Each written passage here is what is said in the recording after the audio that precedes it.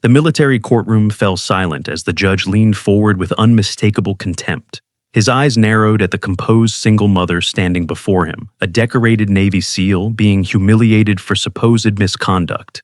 The gallery of junior officers smirked, believing this would be another swift conviction. When the judge mockingly asked for her call sign, expecting something trivial, she answered in a whisper that changed everything. Within seconds, high-ranking officers stood at attention.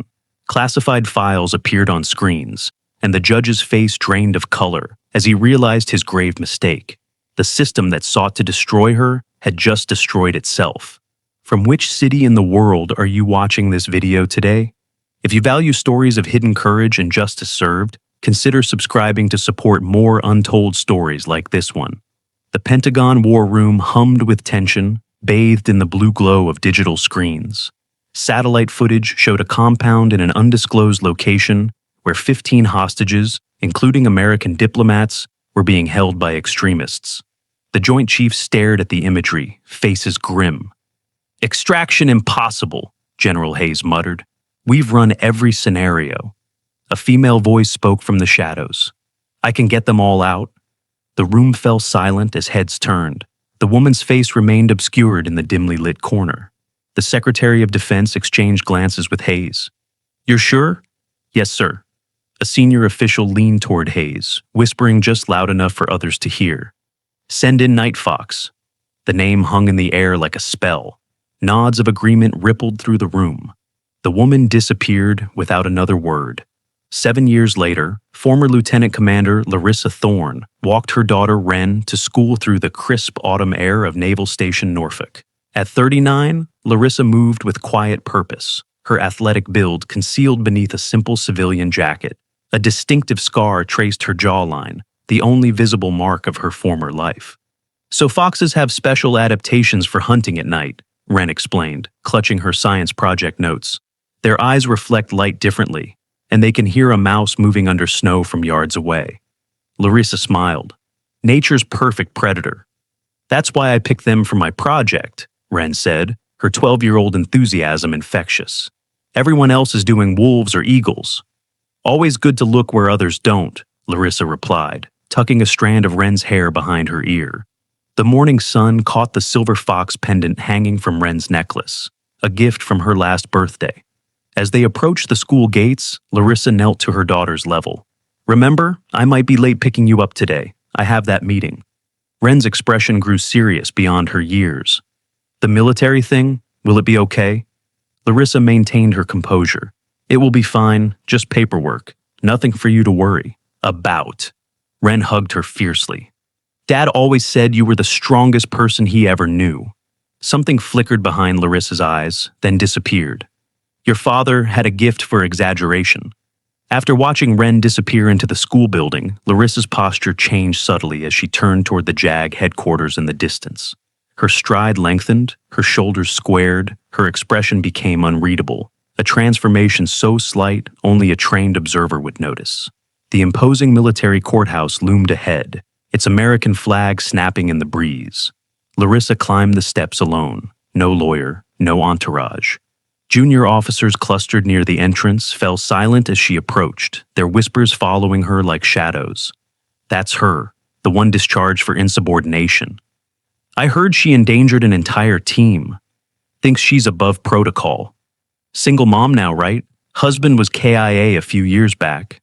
Larissa moved past them, her face betraying nothing. Inside, she navigated the marble corridors with practiced ease, as if she had mapped every possible entrance and exit, a habit from another life. The courtroom doors opened to a gallery already filling with naval officers and selected press. Rear Admiral Elliot Blackwood, presiding judge, reviewed her file at the bench, his contempt barely concealed. At 62, Blackwood had built his reputation on military discipline and by-the-book operations. His thinning gray hair and wireframe glasses gave him a professorial appearance belied by the hardness in his eyes.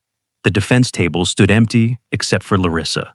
Across the aisle, Commander Nash Westfield, lead prosecutor, conferred with his team of JAG lawyers. At 45, Westfield projected ambition in every gesture, his career path clearly aimed toward the stars on Blackwood's shoulders. As the proceedings began, Blackwood gavelled the room to order.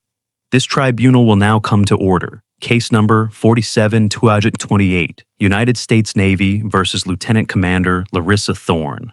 The room settled into expectant silence. Lieutenant Commander Thorne, you stand accused of violating direct orders during Operation Sandpiper, endangering fellow service members, and compromising national security. How do you plead? Larissa stood, her voice steady. Not guilty, sir. Blackwood regarded her over his glasses. Let the record show the defendant has refused counsel, insisting on representing herself despite lacking any legal background. He addressed the gallery directly, his tone performative. The arrogance seems to be a consistent theme in your service record, Lieutenant Commander. A ripple of knowing chuckles spread through the courtroom. In the back row, a distinguished man in civilian clothes watched intently. Admiral Raymond Cahill, 65, former director of Naval Special Warfare Command, had chosen to sit apart from the other senior officers, his presence unexpected and unremarked. Near the press section, investigative, journalist Ellis Zane, 34, made notes on a small pad, his keen eyes missing nothing. Unlike the other reporters, he showed no amusement at the judge's remarks. Westfield rose for his opening statement, moving with theatrical precision. The prosecution will demonstrate that Lieutenant Commander Thorne has repeatedly disregarded chain of command, placed her judgment above established protocols, and in the case of Operation Sandpiper, directly endangered American lives through her insubordination. The evidence will show a pattern of reckless behavior, justified by results that, upon closer examination, appear greatly exaggerated. He proceeded to present carefully edited mission reports displayed on the courtroom screens, sections heavily redacted, others highlighted to portray Larissa as impulsive and uncontrollable. On April 12, 2022, Lieutenant Commander Thorne abandoned her assigned position during a critical phase of Operation Sandpiper. This unauthorized deviation resulted in a 43-minute communications blackout that nearly compromised the entire mission. When questioned, she claimed to have received intelligence about civilian presence not verified by command. This excuse has become her standard justification for disregarding direct orders. Throughout Westfield's presentation, Larissa remained still, her eyes occasionally moving to Admiral Cahill, whose expression remained unreadable. As the morning session neared its conclusion, Larissa slid a sealed envelope across the table to Blackwood. "What's this?" he asked, eyebrow raised. "My request for specific classified files to be admitted into evidence, sir." Blackwood skimmed the document, his face darkening. "Request denied. These operations don't exist in any official capacity." With deliberate contempt, he tore the paper in half. In the gallery, Cahill made brief eye contact with someone near the doors, giving a slight nod. The morning recess was called. As people filed out, Ellis Zane lingered, watching Larissa gather her minimal notes. She felt his gaze and looked up, their eyes meeting briefly before she turned away. The afternoon session began with Lieutenant Xavier Drake taking the stand. At 33, Drake carried himself with the confidence of an officer on the rise, his testimony clearly rehearsed.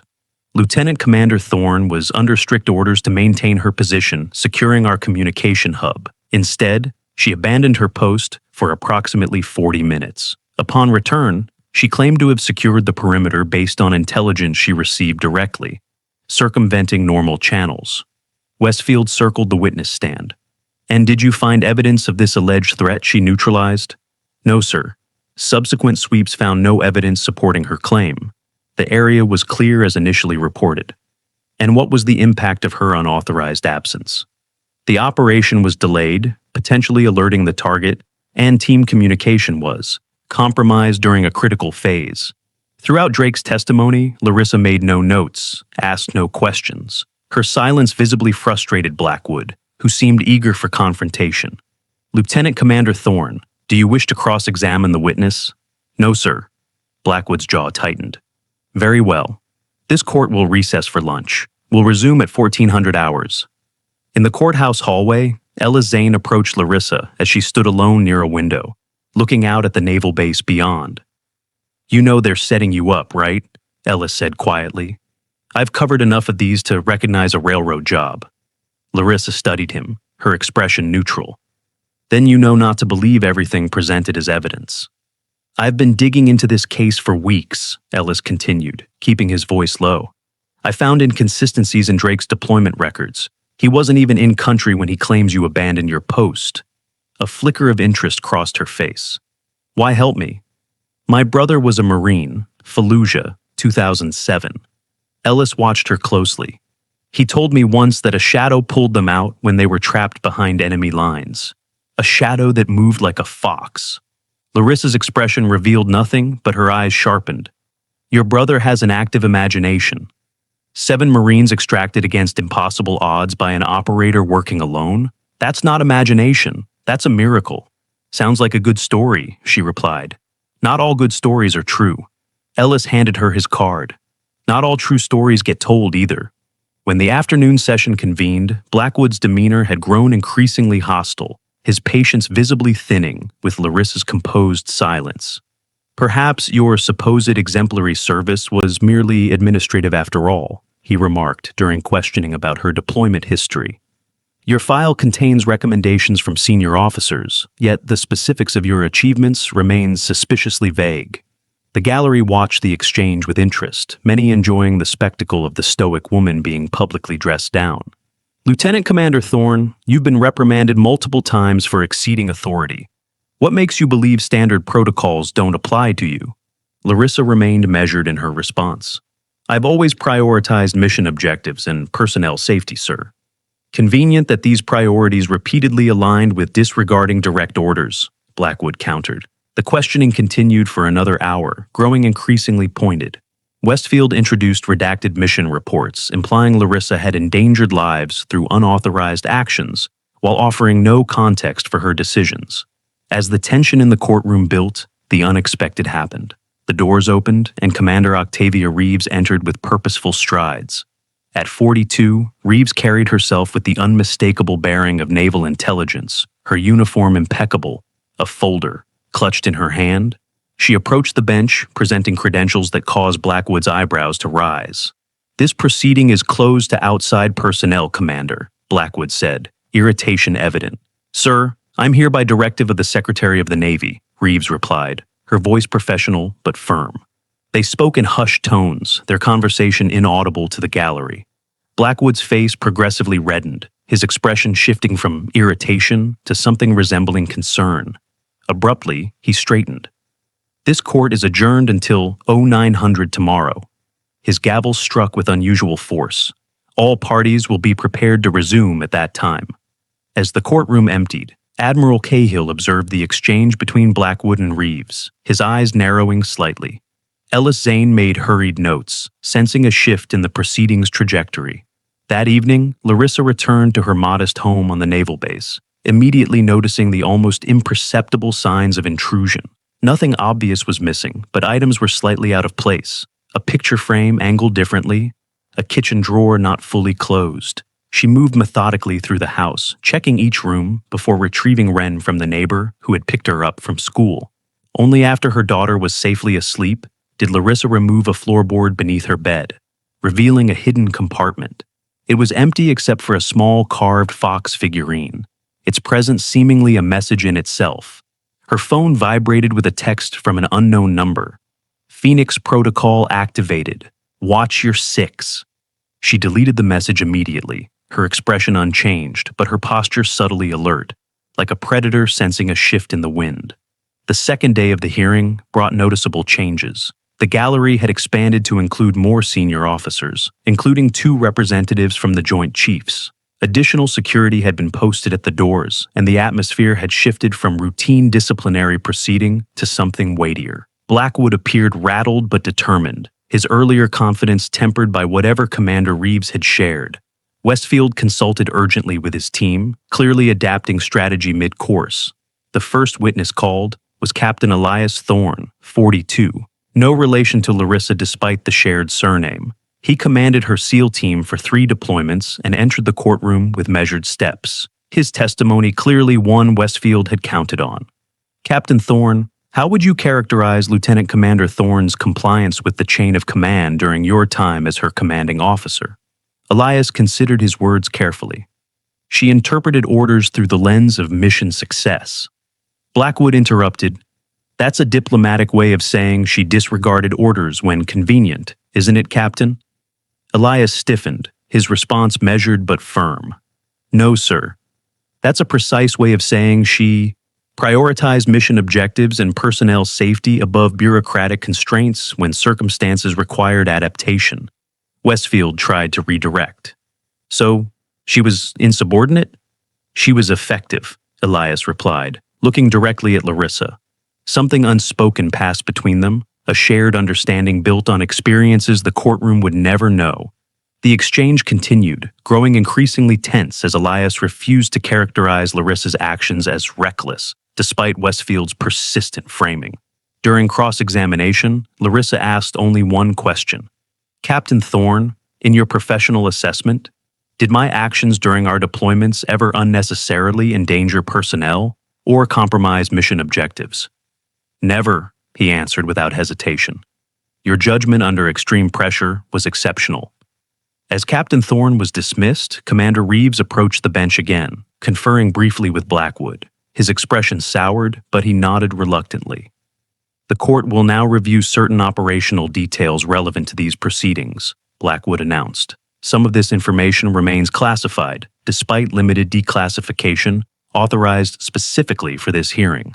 Reeves presented documentation showing discrepancies between the official mission reports of Operation Sandpiper and the actual intelligence available at the time. The target location contained 23 civilians, including 11 children, Reeves stated. Information deliberately omitted from Lieutenant Commander Thorne's briefing.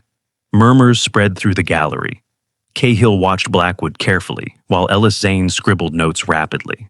Blackwood attempted to minimize the revelation. These alleged omissions, if they occurred, weren't necessarily intentional. Battlefield intelligence is often imperfect. Reeves continued, unperturbed. Intelligence assets confirmed civilian presence 3 hours before the strike order. That information was suppressed at command level. Westfield rose quickly, redirecting attention. Commander Reeves, nothing you've presented excuses Lieutenant Commander Thorne's subsequent actions, abandoning her team, violating communications protocols, and compromising the entire operation. That characterization contradicts secure mission logs, Reeves countered. Logs that conveniently support the defendant's version of events? Westfield's skepticism was performative now, playing to the gallery rather than seeking truth. The tension escalated as competing narratives emerged. What had begun as a straightforward disciplinary hearing was revealing layers of institutional conflict, with Larissa caught in the center. As the day's proceedings neared conclusion, Blackwood focused his attention directly on Larissa, his earlier confidence partially restored. Regardless of mission details, you've demonstrated a pattern of disregarding authority when it suits you. This isn't an isolated incident, is it? My record speaks for itself, Larissa replied evenly. Indeed it does, a record of numerous reprimands, redacted missions, and questionable achievements. Blackwood leaned forward. Perhaps you can enlighten us. What exactly makes you so special that normal rules don't apply? The courtroom fell silent, awaiting her response. For the first time, a hint of emotion crossed Larissa's face, quickly controlled. I've served my country to the best of my abilities under often difficult circumstances, she said finally. That's all any service member can do. Blackwood studied her, seemingly disappointed by her measured response. This court is adjourned until tomorrow, when Lieutenant Commander Thorne will take the stand.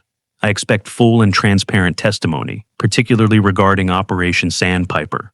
That night, in a sensitive compartmented informations facility deep within Naval Intelligence Headquarters, Admiral Cahill met with Commander Reeves, their conversation occurring in a room swept for listening devices. How much has been compromised? Cahill asked, reviewing files spread across the table. Too much. If Thorne testifies fully tomorrow, the entire program is exposed, Reeves replied. And if she doesn't? She goes down for following the rules of engagement while Blackwood's faction walks away clean. Cahill studied operational photos pinned to a secure board, shadowy figures extracting hostages from impossible situations. She deserves better than this. Sir, if we reveal Night Fox's identity, the ripple effects could compromise ongoing operations and operators. I know the risks, Cahill said heavily. Send the authorization request, all the way up. Reeves hesitated. You're sure? Larissa Thorne saved more American lives than anyone will ever know, Cahill said.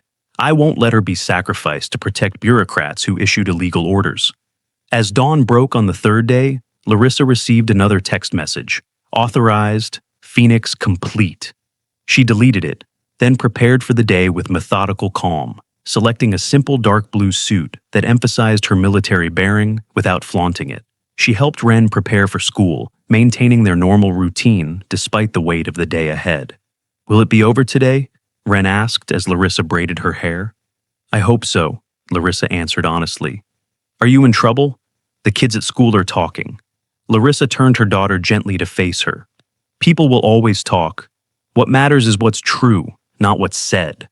Ren nodded, wise beyond her years. Like the fox, right? Silent, but always watching. Larissa smiled. Just like that. The courtroom was packed when Larissa arrived. Additional security had been posted at every entrance. Several intelligence officials and Joint Chiefs representatives had joined the gallery overnight. The air crackled with anticipation. Blackwood called the session to order, his demeanor suggesting he intended to conclude matters decisively. Lieutenant Commander Thorne will now take the stand. As Larissa was sworn in, Westfield whispered to his assistant with unearned confidence, She'll break. They always do.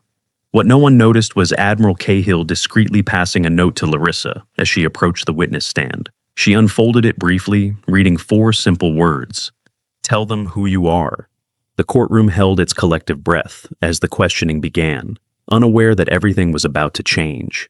If you've ever witnessed someone finally receiving the recognition they deserved after years of silent service, share your thoughts below. Sometimes the most extraordinary heroes walk among us unnoticed, their greatest acts known only to a few. What silent hero deserves acknowledgement in your life? Blackwood leaned forward on the bench, his initial posture of contempt now mixed with something more complex. Tension had been building in the courtroom since Larissa took the stand, a pressure that seemed to affect everyone except the woman herself. Lieutenant Commander Thorne, Blackwood began, explain your actions during Operation Sandpiper. Larissa's voice remained steady, her military bearing intact. I received intelligence that the target location contained civilians not disclosed in our briefing. This intelligence came through a trusted asset in the region. An asset outside standard communication channels, Blackwood interjected. An asset whose information had proven reliable in previous operations, Larissa corrected. The intelligence indicated 23 civilians present, including 11 children. And you unilaterally decided this unverified intelligence outweighed your direct orders from command? I determined the strike would violate rules of engagement and potentially constitute a war crime if executed as ordered. The gallery stirred uncomfortably. Several senior officers exchanged glances, the weight of her accusations settling over the room. Westfield rose immediately. Your Honor, the defendant is making serious allegations without evidence. Blackwood nodded. Commander Reeves has presented certain documentation regarding civilian presence, but nothing confirming Lieutenant Commander Thorne had this information during the operation. My communication logs were submitted with my after-action report, Larissa stated calmly. Those logs disappeared from the official record. In the gallery, Ellis Zane watched intently, his journalistic instincts recognizing the layers beneath this exchange. This wasn't merely about a disciplinary action. Something larger was unfolding. Institutional forces colliding with individual integrity. Blackwood's frustration grew visible. Your entire career seems characterized by these convenient explanations for disregarding protocols. Your file contains numerous instances where you operated beyond parameters. Parameters sometimes conflict with mission objectives and personnel safety, Larissa replied. So, you believe you know better than your commanding officers? Blackwood's voice rose slightly. I believe in completing the mission with minimal casualties, sir. The morning continued with this pattern, Blackwood's questions growing increasingly pointed, Larissa's responses remaining measured but unwavering. The gallery watched the exchange like a high-stakes match, momentum shifting subtly with each exchange. As the session progressed, Blackwood's demeanor shifted from professional disapproval to something more personal, his questions designed less to extract information than to provoke reaction. Your file contains more redactions than actual text, he remarked with unveiled contempt. Convenient for hiding failures, isn't it? Those redactions exist for reasons beyond my control, sir. Or perhaps to maintain the mythology that's developed around your service record, Blackwood pressed. You've cultivated quite the reputation among certain circles, haven't you? Larissa remained silent, refusing the bait. In the back row, Admiral Cahill watched with growing concern, occasionally making notes. Beside him, Commander Reeves maintained a professional demeanor despite the increasingly hostile tone of the proceedings. During the mid-morning recess, Ellis approached Captain Elias Thorne as he stood alone near a window. "You're walking a fine line in there," Ellis observed quietly. Elias studied the journalist with military assessment. "There are lines that shouldn't be crossed, even in testimony. What really happened during Sandpiper?" Elias glanced around before speaking in lowered tones. "Ask yourself why a routine disciplinary hearing has drawn the attention of 2 admirals and naval intelligence." Ellis followed his gaze to where Commander Reeves conferred with security personnel. "This isn't about insubordination, is it?" "In my experience," Elias replied carefully, "when multiple high-level officers appear at a proceeding meant for a lieutenant commander, something significant is at stake. Something worth destroying a decorated officer's reputation to protect?" Elias didn't answer directly. "Lieutenant Commander Thorne once extracted my team from a situation our intel said was unsurvivable. She came alone, against orders, because she had information our command structure had either missed or ignored. Why hasn't she said this in her testimony? Perhaps because some missions officially never happened." Elias straightened his uniform. "Or perhaps because she's protecting something more important than her own career." When the court reconvened, the atmosphere had subtly changed. The gallery had grown, word apparently spreading through the naval base about the proceedings. Additional security officers now stood at each entrance, their presence suggesting higher stakes than a simple disciplinary hearing. Blackwood's questioning took a more aggressive turn. "Lieutenant Commander Thorne, let's address your history of unauthorized operations directly. In March 2019, you disappeared from your forward operating base for 36 hours. Upon return, you claimed to have pursued intelligence regarding enemy movements. No such intelligence was logged in official records. The intelligence came through local assets developed during previous deployments," Larissa explained. "Assets not officially recognized or authorized," Blackwood noted pointedly. "Assets that provided accurate information that prevented an ambush of our patrol, saving 17 lives." "So you claim. Convenient that these miraculous interventions always occur when you're operating alone, without witnesses." Larissa's expression remained controlled, but something flickered in her eyes, a momentary reaction quickly suppressed. Admiral Cahill leaned forward slightly, catching the subtle tell that most would miss. In the brief silence that followed Blackwood's accusation, Cahill made a decision, nodding almost imperceptibly to Commander Reeves. Reeves stood immediately. "Your Honor, I've been authorized to present additional operational details relevant to these proceedings." Westfield objected immediately. "This is highly irregular, Your Honor. Commander Reeves has already introduced selective evidence without proper context." Blackwood considered, clearly caught between competing imperatives. "The court will hear the commander." Reeves approached, presenting a tablet with secured documentation. "This information has been declassified by direct order as of Oro 600 this morning." The courtroom screens activated, displaying mission reports with fewer redactions than previously shown. The documents revealed discrepancies between the official record of Operation Sandpiper and intelligence reports filed by field assets. "These reports confirm Lieutenant Commander Thorne received verifiable intelligence regarding civilian presence at the target location," Reeves stated. "This intelligence was confirmed by multiple sources but was not included in her mission briefing." Murmurs spread through the gallery. Ellis Zane scribbled notes rapidly, connecting points that had previously seemed disjointed. Westfield rose, his confidence visibly shaken but voice firm. "Commander Reeves, these selective disclosures create a misleading impression. The decision to withhold certain intelligence from field operators falls within command discretion during sensitive operations. That discretion doesn't extend to creating conditions that violate rules of engagement," Reeves countered. "The official mission directive ordered termination of all personnel at the target location, while withholding confirmation of civilian presence. The implications hung in the air. What had begun as a hearing about a subordinate's insubordination was transforming into questions about command ethics and potential war crimes. Blackwood attempted to regain control. "Commander Reeves, while this information provides context, it doesn't excuse Lieutenant Commander Thorne's subsequent actions, abandoning her post and operating outside communications protocols. Her communications were monitored and recorded as per standard operating procedure," Reeves replied. "Those records show she attempted to report civilian presence through official channels before taking independent action." "Records conveniently supporting her version of events," Westfield interjected. "Records confirmed authentic by Naval Intelligence cryptographic verification," Reeves stated flatly.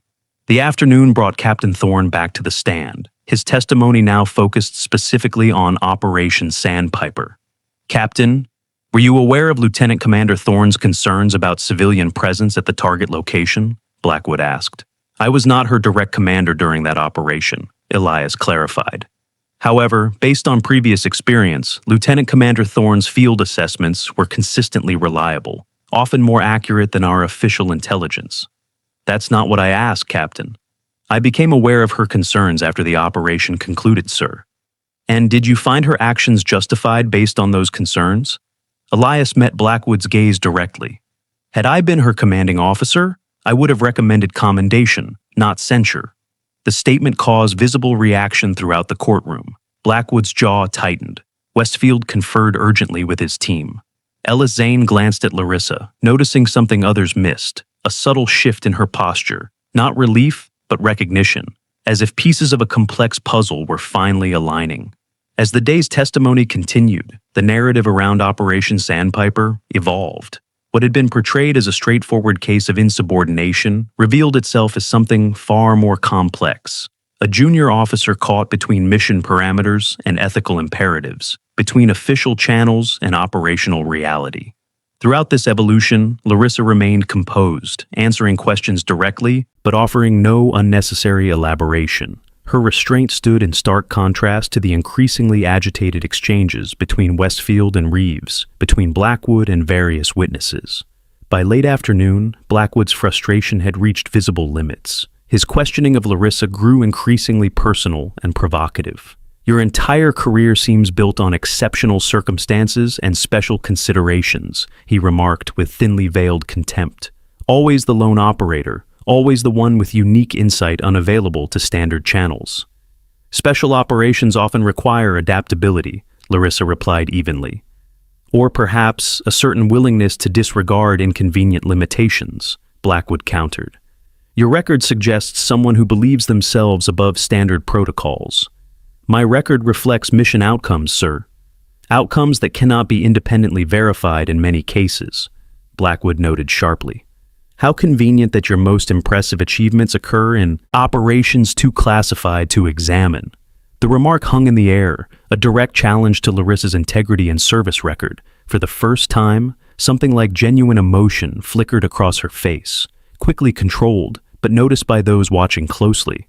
Admiral Cahill shifted in his seat, his expression darkening at Blackwood's implication. Commander Reeves exchanged a glance with her superior, silent communication passing between them. As the day's proceedings neared conclusion, Blackwood made an announcement that surprised the gallery. "Tomorrow, this court will hear testimony from Rear Admiral Marcus Vincent, former Task Force Commander for Operation Sandpiper." The statement caused immediate reaction. Vincent had not been on any witness list, his involvement unexpected. Ellis Zane quickly noted that several senior officers appeared equally surprised by the announcement. "Admiral Vincent will provide direct testimony regarding the operational decisions relevant to these proceedings," Blackwood continued, a new confidence in his tone. His perspective should clarify many of the questions raised today. As the court adjourned, Larissa remained seated momentarily, her expression unreadable. When she finally rose to leave, Ellis noticed her exchange a brief glance with Admiral Cahill, something passing between them that transcended words. In the hallway outside, activity had increased substantially. Military police establishing additional security checkpoints, senior officers conferring in hushed tones. What had begun as a disciplinary hearing had clearly escalated to something with broader implications. Ellis approached Larissa as she prepared to leave. "Vincent wasn't on any witness list. That's not standard procedure." Very little about these proceedings has followed standard procedure, she replied quietly. You don't seem concerned. Should I be? Ellis studied her. Vincent was the authorizing officer for Operation Sandpiper, wasn't he? If your allegations about suppressed intelligence are true, he bears direct responsibility. Perhaps that's why he's suddenly appearing, Larissa suggested, her tone neutral but her eyes alert. Or perhaps to ensure the official narrative prevails, Ellis countered. Truth has a way of emerging, regardless of narrative. That's surprisingly optimistic for someone facing a stacked tribunal. Larissa offered the faintest smile. I've faced worse odds. That evening, Larissa returned home to find Wren waiting anxiously, the television tuned to local news, where speculation about the hearing had become the lead story. They're talking about you, Wren said, her young face tight with concern. Larissa turned off the television. People talk about many things they don't understand. Are they going to take you away? The question cut through Larissa's carefully maintained composure. She knelt to her daughter's level, taking her hands. No one is taking me away from you. That's a promise. Dad, promise too, Wren whispered, the shadow of earlier loss darkening her eyes. Larissa pulled her close. Different circumstances, different promise. I'm not going anywhere. After Wren had gone to bed, Larissa checked the house perimeter with habitual thoroughness before retrieving a secure phone from another hidden compartment. She dialed a number from memory. It's me, she said when the line connected. Vincent is appearing tomorrow. We know, Cahill's voice replied. Unexpected but not unmanageable. He'll deny everything. Let him try. Authorization came through. Full disclosure has been approved. A beat of silence followed. All of it? Larissa finally asked. Everything relevant to Sandpiper. That opens doors better left closed, Ray. Some doors need opening, especially when they're hiding the wrong things. After ending the call, Larissa stood at her kitchen window, looking out into the darkness beyond. The night was clear, stars visible above the naval base, the familiar rhythm of military life continuing despite the personal storm surrounding her. Her phone vibrated with another message. Phoenix Phase 2. Complete. Prepare for disclosure. She deleted it immediately, moving to her daughter's room to check on her once more before attempting sleep herself. Morning brought heightened security around the JAG headquarters. News vans had gathered outside, suggesting the proceedings had attracted wider attention. Uniformed personnel monitored access points with increased vigilance. Inside, the courtroom had been reconfigured. Additional seating accommodated several flag officers who had not previously attended. A separate security team had swept the room before allowing entry. The atmosphere had transformed from disciplinary proceeding to something approaching a classified briefing. As Larissa took her place, she noticed Ellis Zane being thoroughly vetted before admission, his credentials examined with unusual care. Admiral Cahill entered with Commander Reeves, both now in full-dress uniform rather than the service dress they had worn previously. Blackwood called the session to order, his demeanor suggesting renewed confidence. This court calls Rear Admiral Marcus Vincent. Vincent entered with military precision, his chest adorned with combat decorations, his bearing projecting absolute authority. At 58, he carried the weathered look of a career officer who had seen direct action before ascending to command. After being sworn in, Vincent took the stand, acknowledging Blackwood with professional courtesy while pointedly avoiding looking at Larissa. Admiral Vincent, you were task force commander overseeing Operation Sandpiper, correct? Blackwood began. That is correct, Your Honor.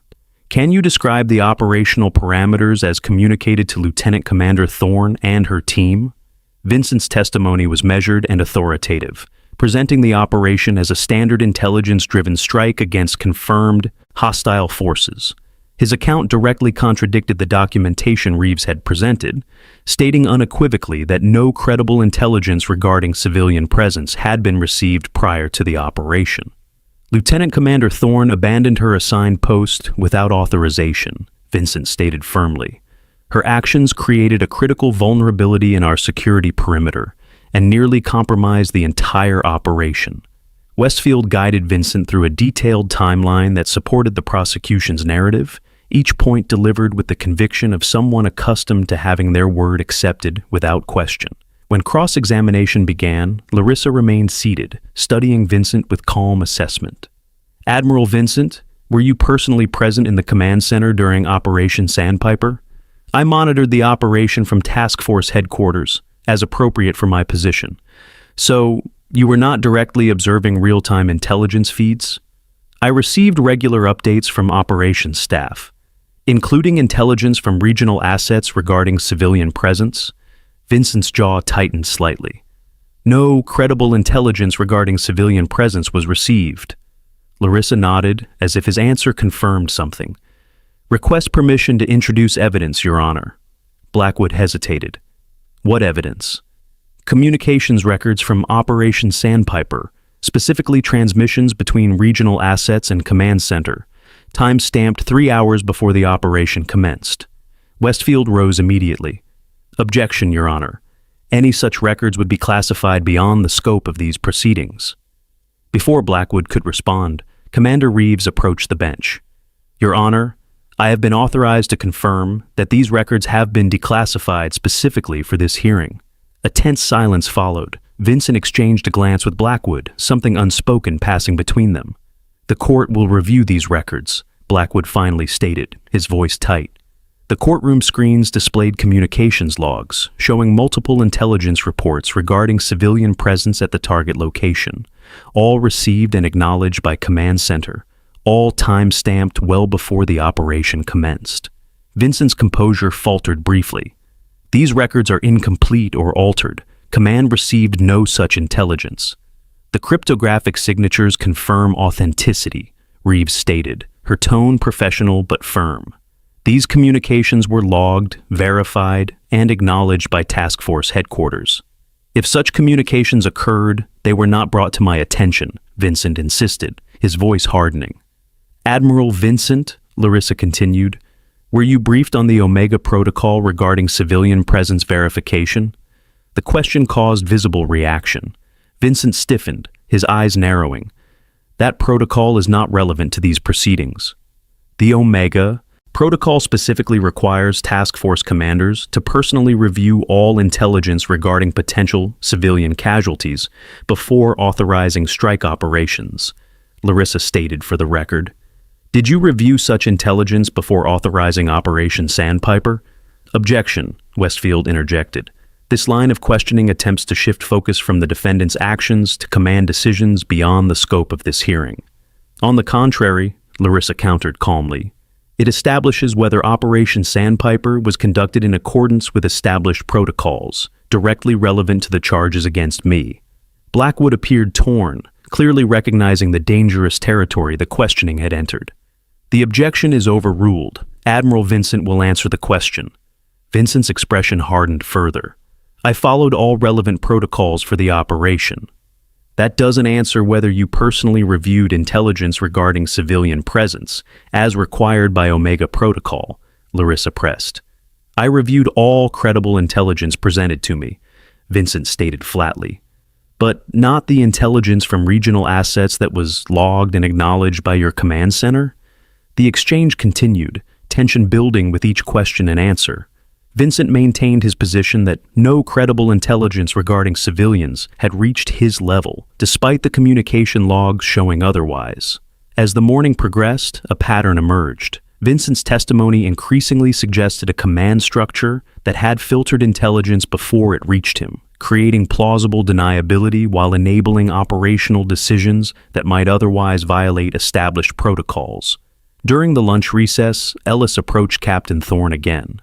Vincent's throwing his own staff under the bus, he observed quietly. Standard procedure when accountability comes knocking, Elias replied with veiled disgust. Create enough layers that responsibility becomes impossible to assign. Except Thorne has the receipts. Elias smiled tightly. She usually does. When court reconvened, Admiral Cahill was called to the stand, his presence bringing a perceptible shift in the courtroom dynamics. As former director of Naval Special Warfare Command, his authority on operational matters carried exceptional weight. Admiral Cahill, you've reviewed the operational records of Sandpiper? Blackwood asked. I have, Your Honor, both in my former capacity and in preparation for these proceedings. "And your assessment of Lieutenant Commander Thorne's actions?" Cahill's response was measured but unequivocal. Lieutenant Commander Thorne acted in accordance with rules of engagement and operational ethics when faced with intelligence regarding civilian presence. Her decision to verify that intelligence personally, when command appeared to disregard it, demonstrated both moral courage and tactical judgment. Westfield attempted to undermine this assessment through aggressive questioning, suggesting Cahill's judgment was colored by previous professional association with Larissa. Cahill remained unruffled, his responses carrying the weight of decades of operational experience. "Commander Westfield, I've commanded operations in 3 combat theaters and overseen thousands of special operations missions. My assessment is based on operational reality, not personal association."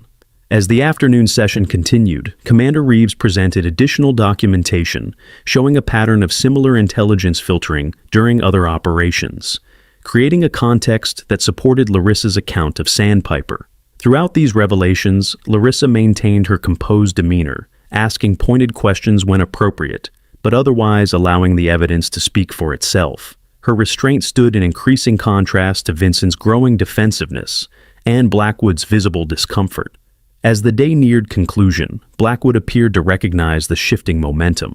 His questioning became less hostile, more focused on establishing facts than supporting predetermined conclusions. Vincent's testimony, initially presented as definitive, had been seriously undermined by documentary evidence. In the final hour, Blackwood made an unexpected announcement. "This court will recess until tomorrow morning, when Lieutenant Commander Thorne will complete her testimony. All parties should be prepared for concluding statements following that testimony." As the courtroom emptied, Ellis observed the various reactions, from Vincent's tight-lipped exit to Cahill's quiet conference with Reeves. Larissa gathered her notes methodically, her expression revealing nothing of her thoughts. When Ellis approached, she looked up with calm assessment. "The tide's turning," he noted quietly. "Tides are predictable," she replied. "People less so." Vincent looked rattled by the end. Men like Vincent aren't accustomed to having their word questioned. Ellis studied her. "You knew this would happen, didn't you? The evidence, the communications logs, it was all part of some larger strategy." Larissa met his gaze directly. "Sometimes the truth needs strategic deployment to be heard." That night, in a secure facility across the base, Admiral Cahill met again with Commander Reeves, their discussion focused on the next day's proceedings. "Blackwood's backing away from his position," Reeves observed, reviewing notes from the day. Vincent's testimony hurt their case more than helped. "Vincent made the classic mistake," Cahill replied. "He assumed operational records wouldn't contradict his account, or that they'd remain classified enough to make contradiction impossible." Cahill nodded, his expression growing serious. "Tomorrow changes everything. Are we certain this is the right course?" "The authorization came directly from the Secretary," Reeves confirmed. "Full disclosure has been approved." "Not just about Sandpiper," Cahill clarified. "About Night Fox." The name hung in the air between them, carrying weight beyond the simple words. "Once that identity is confirmed publicly, there's no going back," Cahill continued. "Years of operational security, dozens of missions, all exposed to scrutiny." "Perhaps that scrutiny is overdue," Reeves suggested, "especially if it prevents more Sandpipers." Cahill considered this, then nodded slowly. "Send the final authorization. Prepare the files for tomorrow's session." In her home, Larissa sat at her kitchen table, the house quiet around her. Wren had finally fallen asleep after asking questions Larissa couldn't fully answer. Her daughter's intuitive understanding of stakes beyond her years, both touching and concerning. Her phone received one final message for the night. "Authorization complete. Phoenix conclusion tomorrow." She closed her eyes briefly, years of operations, decisions, and consequences flashing behind her eyelids. Tomorrow would change everything, not just for her career, but for her life with Wren, for the quiet existence she had built after leaving active service. She moved to the window, looking out at the night. A fox slipped from the shadows at the edge of her yard, pausing to look directly toward her house before disappearing into the darkness. The sight brought the faintest smile to her lips, nature's reminder of adaptation and survival. Morning arrived with heightened anticipation. The courthouse perimeter had been expanded, additional security screening everyone who entered. Media presence had grown substantially, word having spread about revelations during previous sessions. Inside, the courtroom had filled beyond capacity. Senior officers occupied reserved seating, representatives from various military branches present for proceedings that had clearly transcended a simple disciplinary matter. Larissa arrived early, moving through security with practiced ease despite the additional measures. She wore the same simple dark blue suit, her appearance deliberately understated, her demeanor calm despite the tension surrounding her. As she took her place, she noticed additional technical personnel at the courtroom systems, suggesting preparations for more extensive evidence presentation. Commander Reeves conferred with them briefly before taking her seat near Admiral Cahill. Ellis Zane entered, noting the changed atmosphere immediately. The press section had expanded, though access remained tightly controlled. The gallery's mood had shifted from earlier sessions, the previous undertone of judgment replaced by anticipation. When Blackwood entered, his expression suggested a man coming to terms with changed circumstances. Westfield followed, conferring urgently with his team, their previous confidence notably diminished. "This court is now in session," Blackwood announced, his voice carrying renewed formality. "Lieutenant Commander Thorne will continue her testimony."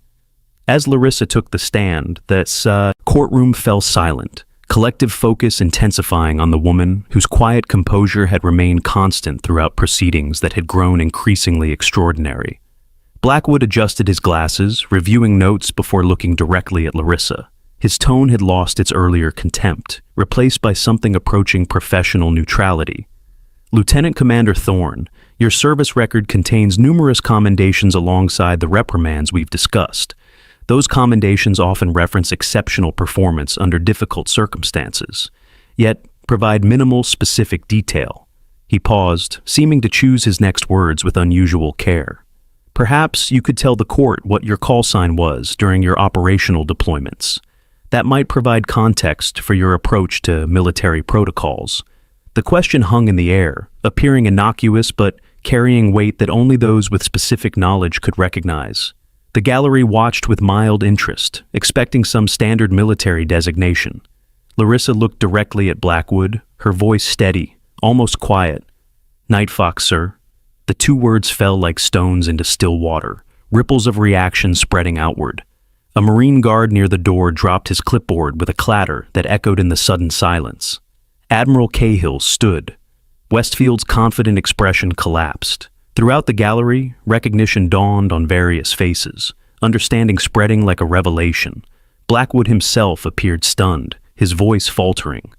"I don't believe you." Have you ever witnessed a moment when someone's true identity or achievements were finally recognized? A teacher, a veteran, a quiet professional whose impact was far greater than anyone realized. Share your story of hidden heroes in the comments below. Sometimes the most extraordinary people walk among us unnoticed, their greatest contributions known only to a few. Let's honor them together. Commander Reeves stepped forward immediately, her movements precise and deliberate. "Admiral, I'm instructed to present this evidence." She signaled to a technician who activated the courtroom screens. The displays illuminated with classified files, mission details previously denied existing. Operation code names appeared with success metrics that seemed impossible. Hostage extractions with 0 casualties, high-value target neutralizations in supposedly impenetrable locations, intelligence gathering in areas deemed too hostile for Western operatives. The gallery watched in stunned silence as decades of classified operations materialized before them, each connected by a single operational signature: Night Fox. Admiral Cahill approached the bench, his bearing formal but his voice carrying undeniable authority. "As former Director of Naval Special Warfare Command, I confirm Lieutenant Commander Thorne's identity as the operative codenamed Night Fox." Blackwood struggled to process this revelation, his previous confidence shattered. "Why wasn't I informed of this before these proceedings began?" "Because Night Fox's existence was classified above your clearance level," Cahill stated flatly. "Until now." Commander Reeves continued her presentation. "This information has been declassified by direct order of the Secretary of the Navy as of 600 this morning." The screens displayed operational photographs from various deployments, always with the same shadowy figure at the periphery. face deliberately obscured, but presence unmistakable. Mission statistics scrolled alongside, painting a picture of extraordinary achievement spanning years of service. Throughout the gallery, reactions varied from shock to dawning comprehension. Junior officers whispered among themselves, connecting rumors they had dismissed as military mythology with the composed woman at the witness stand. Senior commanders exchanged knowing glances, pieces of previously compartmentalized information suddenly forming a coherent whole. Ellis Zane stared at mission details from Fallujah, 2007. The same operation his brother had described. The extraction of 7 Marines trapped behind enemy lines by a single operator who moved like a fox through enemy territory. His eyes met Larissa's across the courtroom, silent recognition passing between them. These operations confirm Lieutenant Commander Thorne executed 23 high-risk extractions, resulting in the rescue of 117 American and Allied personnel, Reeves continued. She neutralized 11 high-value targets previously deemed unreachable. The operations Admiral Blackwood claimed didn't exist, saved hundreds of lives. Westfield rose, his composure visibly shaken, but professional training asserting itself. Your Honor, while these operational details are certainly impressive, they don't excuse the specific violations cited in these proceedings. On the contrary, Cahill countered, they provide essential context for Lieutenant Commander Thorne's actions during Operation Sandpiper. The screens shifted to display the complete Sandpiper briefing, communication logs, and after-action reports, now with minimal redactions. The documentation revealed Larissa hadn't disobeyed orders, but had refused to execute a directive that would have resulted in civilian casualties to cover up intelligence failures. The full record clearly shows Lieutenant Commander Thorne attempted to report civilian presence through standard channels, Reeves stated. When those reports were suppressed at command level, she took appropriate action to verify intelligence and prevent violation of rules of engagement. More damning evidence appeared. Communications between Blackwood and senior officials, including Admiral Vincent, conspiring to force Larissa to take the fall for their failed operation. The messages explicitly discussed using the disciplinary hearing to discredit her before she could reveal what she knew about suppressed intelligence. Blackwood's face drained of color as his own words appeared on the courtroom screens. Vincent, still seated in the gallery, rose abruptly as if to leave, only to find his path blocked by naval intelligence personnel who had materialized at the doors. These records confirm a deliberate attempt to use these proceedings to silence Lieutenant Commander Thorne, Cahill stated, addressing the entire courtroom rather than just the bench, to punish her for refusing an order that would have violated both military law and basic human decency. The Secretary of the Navy's representative, a distinguished civilian who had entered during the evidence presentation, approached the bench. Admiral Blackwood, I am authorized to inform you that all charges against Lieutenant Commander Thorne are hereby dismissed. Furthermore, you are relieved of duty pending investigation into your involvement in Operation Sandpiper and subsequent attempts to mislead this tribunal. Stunned silence fell across the courtroom. Blackwood seemed to physically diminish in his chair. The authority he had wielded with such confidence suddenly stripped away. As Larissa stood to leave the witness stand, a Marine sergeant near the door came to attention, rendering a sharp, precise salute. The gesture spread through the uniformed personnel present. A spontaneous wave of respect, not ordered or required, but freely given. Westfield gathered his materials in silence, avoiding eye contact with everyone. His career aspirations, so clearly aligned with the prosecutorial role he had embraced, now lay in ruins alongside the case he had built. Vincent was escorted from the courtroom by naval intelligence officers, his protests muted by the weight of evidence against him. The carefully constructed hierarchy that had protected him from accountability crumbled in the face of documented truth. Through it all, Larissa maintained her composure, acknowledging the salutes with a simple nod, but offering no triumphant display.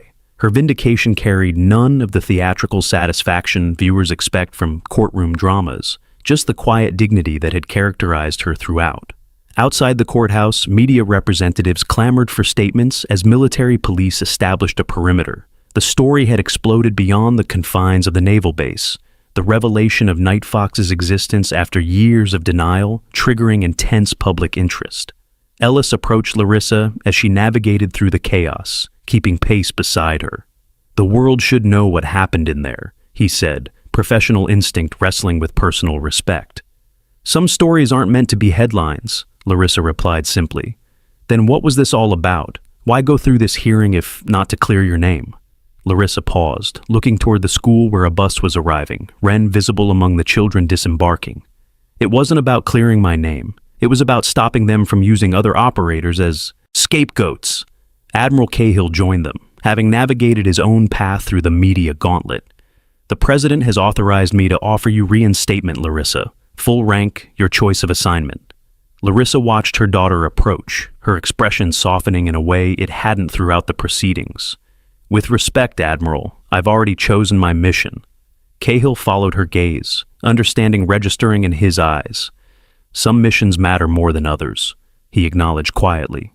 As Wren reached them, Larissa introduced her to Cahill with simple terms that excluded their professional history. To Wren, he was simply her mother's friend, not the man who had authorized countless classified operations. "Is it over?"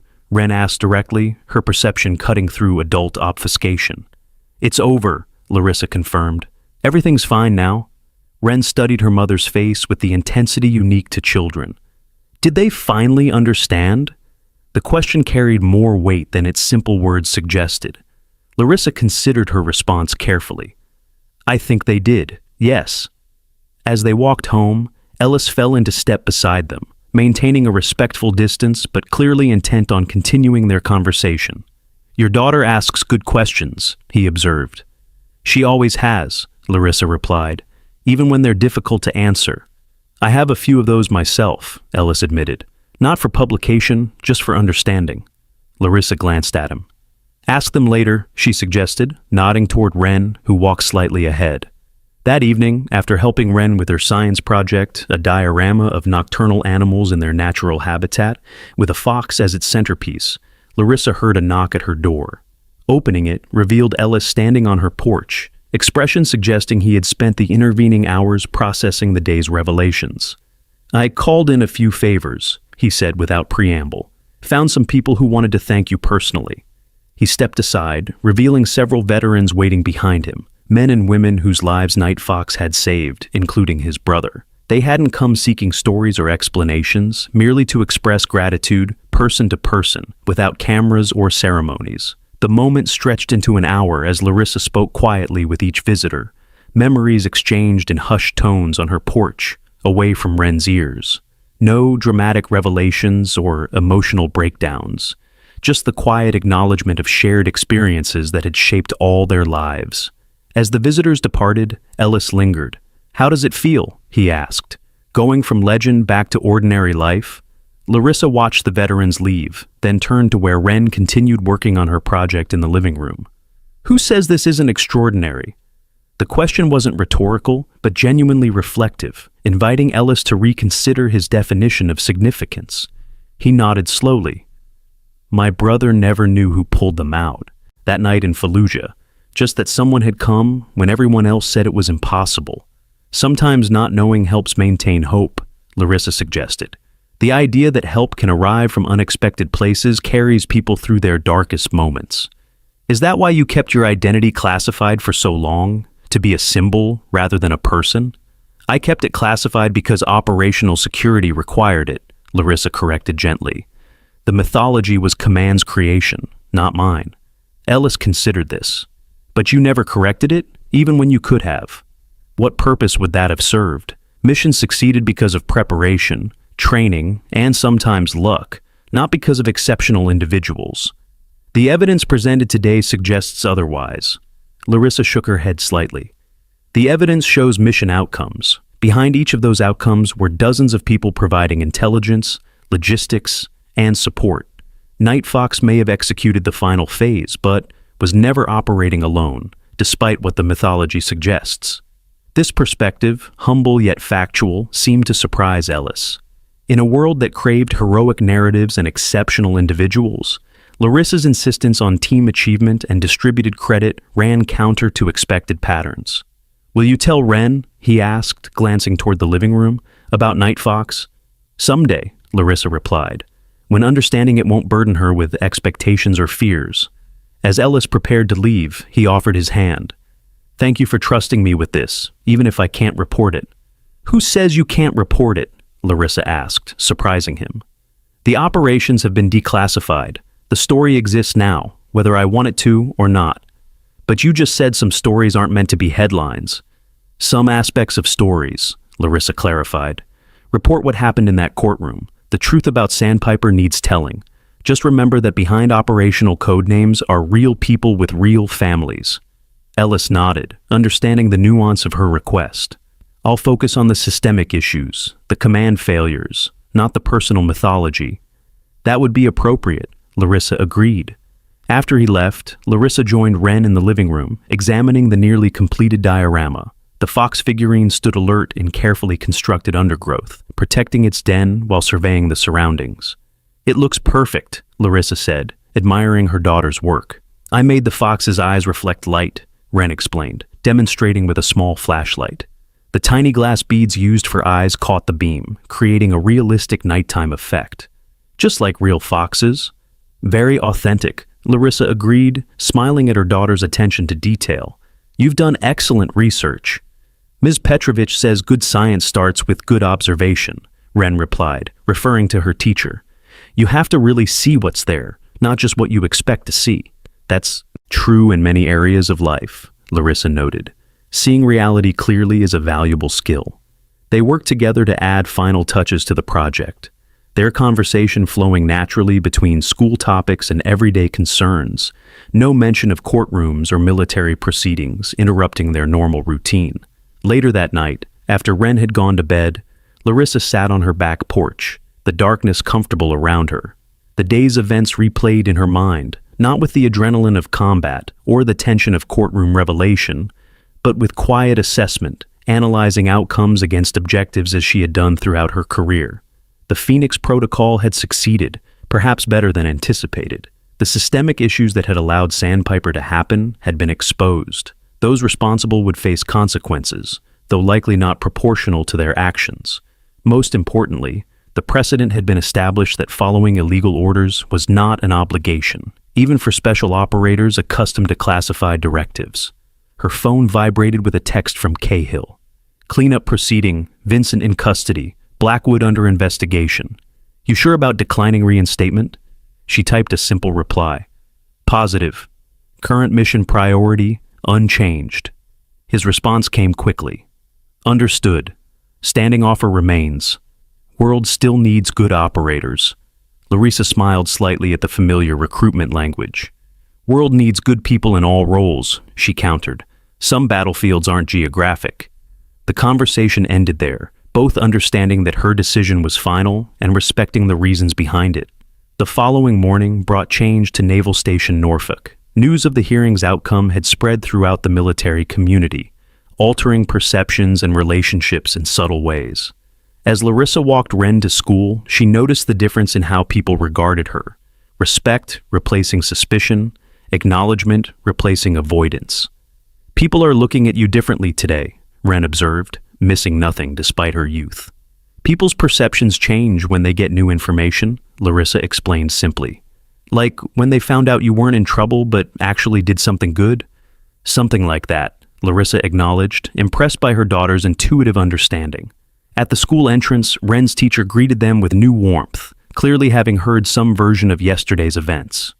Lieutenant Commander Thorne, it's an honor to have your daughter in my class. Larissa accepted the comment with gracious simplicity. The honor is mine, Ms. Petrovich. Your science curriculum has inspired Wren's excellent project. The exchange was brief but significant, establishing a new baseline of interaction that acknowledged changed circumstances without dwelling on them. As Larissa turned to leave, Wren caught her hand. Mom, can I tell Alicia and Marcus about you being Night Fox? They won't, believe it unless I say it's true. The question stopped Larissa mid-stride. She knelt to her daughter's level, searching her eyes. How did you know that name? I heard you and the Admiral talking last night, Wren admitted, and I saw the news this morning when you were in the shower. Larissa processed this information quickly, adjusting to the reality that her daughter knew more than she had realized. That name belongs to a part of my life that's mostly over now, she explained gently. It's not something to share with friends, especially since much of it remains classified. But everyone's talking about it, Ren persisted. It's already on the internet. People talk about many things they don't fully understand, Larissa said, echoing her words from earlier conversations. What matters is what's true, not what's said. And the truth is, I'm your mom first, everything else second. Ren considered this, her young face serious. So, it's like a secret identity? Despite herself, Larissa smiled. Not exactly. More like a job description that's no longer relevant. But you did save people, right? Like a hero? The word made Larissa uncomfortable, its simplistic associations at odds with operational reality. I did my job, which sometimes involved helping people in dangerous situations. But I was never alone. I always had a team supporting me, even when they weren't physically present. This nuanced explanation seemed to satisfy Ren, who nodded thoughtfully before heading into the school building. As Larissa walked back home, Admiral Cahill fell into step beside her, having apparently waited nearby. Tough questions from the junior interrogator? He asked, nodding toward the school. She knows more than I expected, Larissa admitted. News travels fast. Especially news people want to believe, Cahill noted. The Night Fox mythology serves a purpose for the service. Hope embodied, the idea that no one gets left behind, no matter how impossible the extraction seems. Mythology shouldn't overshadow reality, Larissa countered. The real work was always collaborative, dependent on intelligence, support, and preparation. The lone operator narrative distorts operational truth. Cahill smiled slightly. Always the analyst, even about your own legend. Especially about that, Larissa corrected. Accurate assessment matters most when personal perspective clouds judgment. They walked in companionable silence for a moment before Cahill spoke again. The secretary asked me to convey his personal appreciation for your service, particularly regarding Sandpiper. Your actions prevented what could have been a significant humanitarian violation and subsequent intelligence disaster. Larissa nodded acknowledgement, but offered no response. The validation neither needed nor sought. Vincent's facing serious charges, Cahill continued. Blackwood too, though likely with less severe consequences. The system is correcting itself, at least in this instance. Until the next time operational expediency trumps ethical considerations, Larissa observed, the systemic issues remain, regardless of individual accountability in this case.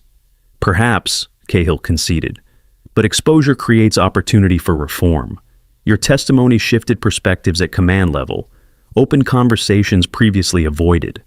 They reached Larissa's home, pausing at the front walk. Will you be all right with the attention? Cahill asked, genuine concern in his voice. The Night Fox revelation will attract interest beyond military circles. Interest fades when fed limited information, Larissa replied pragmatically.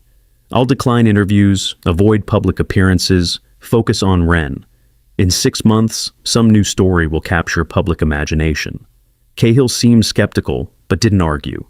If you need anything, operational or personal, you know how to reach me. I do, Larissa confirmed. Thank you, Ray.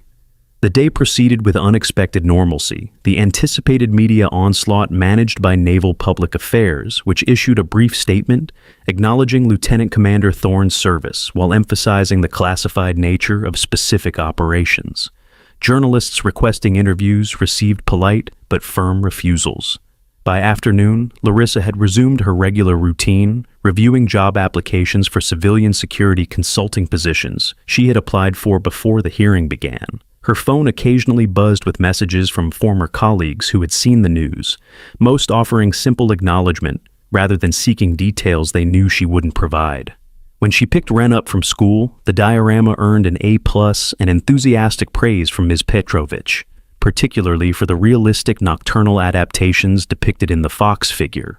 Ren beamed with pride, her earlier questions about Night Fox apparently set aside in favor of academic achievement. That evening, as they prepared dinner together, Ren returned to the morning's conversation from an unexpected angle. If you were Night Fox and Night Fox helped people who were trapped, does that mean you understand what it feels like to be trapped? The question's perceptiveness caught Larissa by surprise. Everyone feels trapped sometimes, she answered carefully. By circumstances, by expectations, by fear. Even you, Ren pressed. Larissa considered her response, recognizing the importance of honesty while maintaining appropriate boundaries. Even me. Being afraid is universal. Courage isn't about not feeling fear. It's about feeling it and doing what's right anyway. Is that what you did when you were Night Fox? That's what I tried to do, Larissa confirmed, and what I still try to do, every day, in different ways. Wren absorbed this, continuing to chop vegetables with careful concentration. Dad used to say you were the strongest person he ever knew. I didn't understand what he meant then. The mention of her late husband brought a familiar ache, subdued by time but never absent. Your father had his own kind of strength, different from mine, but no less important. He couldn't do what you did though, could he? The Night Fox things? He did other things that mattered, Larissa said gently. Strength takes many forms, Wren. Physical ability is just one kind. Moral courage, emotional resilience, intellectual honesty. These are equally important. This perspective seemed to resonate with Wren, who nodded thoughtfully. So, I could be strong like you, but in my own way? You already are, Larissa assured her. I see your strength every day, in how you face challenges, how you keep going after setbacks, how you stand up for what's right even when it's difficult. The conversation shifted to school matters as they finished preparing dinner, but Larissa recognized the significance of the exchange. Wren was processing the revelations about her mother through the lens of her own developing identity, seeking connection and understanding rather than simply being impressed by the mythology. Later that night, after Wren had gone to bed, Larissa received an unexpected visitor. Ellis Zane stood on her porch, holding a newspaper with the headline, Night Fox Revealed. Hero operator vindicated in naval hearing. I had nothing to do with this, he said immediately. My piece focuses entirely on the command failures and attempted cover-up of Sandpiper. This came from someone else with less nuanced understanding of the situation. Larissa accepted the paper, skimming the article with professional detachment. It was inevitable. The story has too many dramatic elements to ignore. I'm sorry anyway, Ellis offered. I know this kind of attention isn't what you wanted. Wanting and expecting are different things, Larissa replied, setting the paper aside. I anticipated this reaction. It will run its course. Ellis seemed surprised by her equanimity.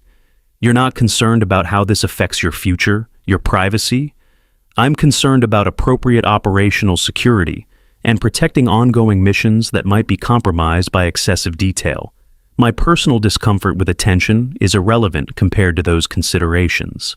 This perspective, prioritizing mission over ego, even in civilian life, seemed to further Ellis's understanding of the woman behind the mythology. You really meant what you said earlier, about Night Fox being a team achievement rather than individual heroism.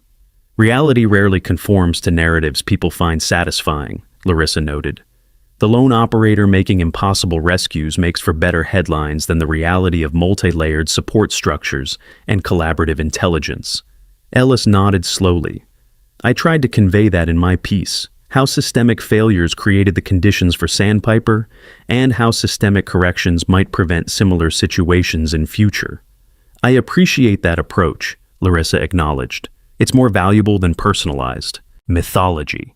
Their conversation continued briefly, Ellis sharing his brother's additional recollections of the Fallujah extraction now that the operation had been partially declassified. His description matched operational reality more closely than most accounts, his journalist's attention to detail evident even in second-hand information. After Ellis departed, Larissa completed her evening security check, a habit maintained from operational days. The house secure, she moved to Wren's room, watching her daughter sleep peacefully, untroubled by the complexities suddenly surrounding them. In the quiet darkness, Larissa reflected on the journey that had brought her here, from classified operations to military courtroom to this moment of domestic tranquility. The transition hadn't been linear or simple, had included loss and adjustment alongside growth and new purpose. The Night Fox identity had never been separate from her core self, merely a professional application of inherent qualities, precision, adaptability, calculated risk assessment, commitment to mission objectives. Those same qualities now served different purposes, directed toward raising her daughter, building a stable home, contributing to her community in less dramatic but equally meaningful ways.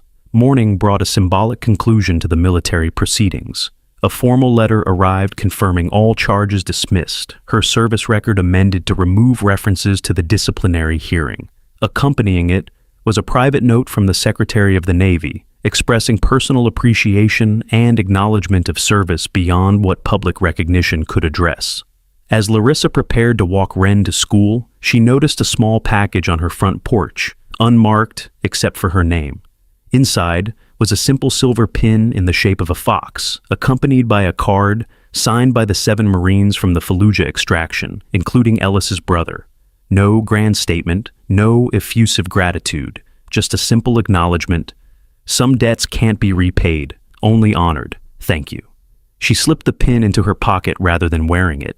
Its significance personal rather than performative. As Wren joined her, backpack ready for the day ahead, Larissa felt a sense of completion that transcended the courtroom vindication. "Ready for your presentation today?" she asked, referring to Wren's scheduled explanation of her diorama to the class. "Ready?" Wren confirmed with confidence. "I know everything about foxes now." "Everything?" Larissa teased gently. Wren considered this with characteristic thoughtfulness. "Maybe not everything, but enough to explain why they're important." As they walked toward the school, the morning sun caught Wren's fox pendant, sending brief flashes of light across her face. The silver reflection reminded Larissa of night vision flares, moments of illumination in darkness, guidance points during complex extractions. "Mom?" Wren's voice pulled her from memory. "Are you okay?" "I'm good," Larissa assured her, smiling genuinely. "Just thinking about how some skills transfer across different parts of life." "Like being observant?" Wren suggested. "That would help both foxes and people who need to pay attention to details." "Exactly like that," Larissa agreed, impressed once again by her daughter's intuitive connections. They continued toward the school, their conversation shifting to everyday topics, the extraordinary revelations of recent days settling into background context, rather than dominating foreground attention. This natural integration of past and present, professional identity and personal role, represented the true resolution Larissa had sought throughout the hearing. Not vindication or recognition, not even justice for specific operational decisions, but the freedom to move forward with integrity intact, to build a life where Night Fox existed as foundation rather than facade, where lessons learned through classified operations could inform everyday challenges and opportunities. As they reached the school, Wren hugged her with characteristic fierceness before joining her friends. Larissa watched her go, seeing in her daughter's confident stride and open expression the most meaningful outcome of all her operations, all her decisions, all her sacrifices. The truest heroism wasn't found in combat zones or courtrooms, but in the daily commitment to values that transcended circumstance, in choices that honored both personal integrity and broader responsibility. Night Fox hadn't disappeared. She had simply found a different way to stand guard, protecting not hostages in foreign territories, but potential in its most precious form, the future represented by a child's promise.